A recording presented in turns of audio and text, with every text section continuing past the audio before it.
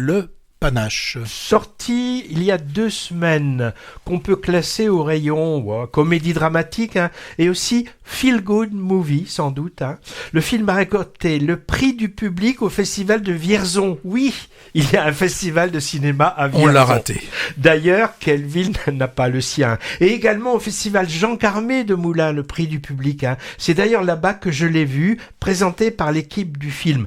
Et le public préfère les feel-good movies et on va pas lui jeter la pierre en ces temps difficiles. Le scénario est tiré d'une pièce de théâtre qui s'intitule Dans la peau de Cyrano. Voilà d'où vient le panache du titre. Colin, 14 ans, qui habite seul avec sa maman, vient de déménager et il fait son entrée dans un nouveau collège. Un peu angoissé de sa capacité à s'intégrer à cause de son bégaiement. Alors sa rencontre avec un prof de français et de théâtre original et bienveillant va lui ouvrir des portes. Durant toute son année scolaire, on va le suivre s'ouvrir à la culture, à l'amitié, à l'amour et à l'indépendance.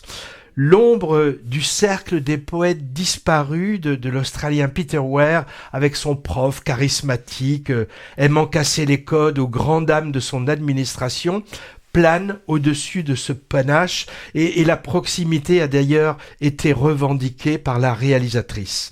Il y a aussi ce désir de mêler larmes et rire dans un récit pédagogique, alors un peu édifiant certains, mais qui assume son côté premier degré efficacement. J'ai pensé aussi, mais quand même un ton au-dessous, à l'Esquive d'Abdelatif Kechiche de 2003 pour le côté émancipation par le jeu théâtral. Et puis le britannique Le Discours d'un roi de 2011 vient aussi à l'esprit pour le thème de la difficulté d'élocution à surmonter. En maman intentionnée et inquiète pour son fils, Laure Attica est très bien. Comme d'habitude, je dirais. Moi, je trouve qu'elle a de la classe, elle a du chien, cette actrice. Je l'aime beaucoup. Et puis, José Garcia est mieux que d'habitude. Il en fait pas trop et il apporte beaucoup d'émotion à son personnage de prof idéal, malmené par son administration. Alors, quand même, à ce propos, un petit défaut du film qui enlève de la crédibilité à l'histoire. Serait-ce un bémol? Oui. On nous montre ici un établissement privé qui paraît tout droit, sorti des années 60, où direction et collègues sont tous bien ringards et semblent peu au fait des méthodes pédagogiques contemporaines. Le jeune acteur qui interprète Colin, il est épatant, très émouvant. Il s'appelle Joachim Arseguel. Je ne sais pas s'il est vraiment bègue en réalité, mais il joue très bien sa partition et il rayonne. C'est le 4e long métrage de la scénariste et réalisatrice Jennifer De Volder. Tu connais son précédent qui datait de l'an dernier, moi je ne l'ai pas vu, c'était Sage Homme. Oui, c'était sympa comme film, très sympa. Tu en avais bien parlé, je crois, et un feel-good movie aussi finalement. Oui. Voilà. Ta critique doit être bien rangée quelque part dans nos podcasts. Alors, encore une histoire qui se déroule en milieu scolaire, me direz-vous? On en a eu beaucoup récemment, venant de partout. J'ai la liste, elle est incomplète.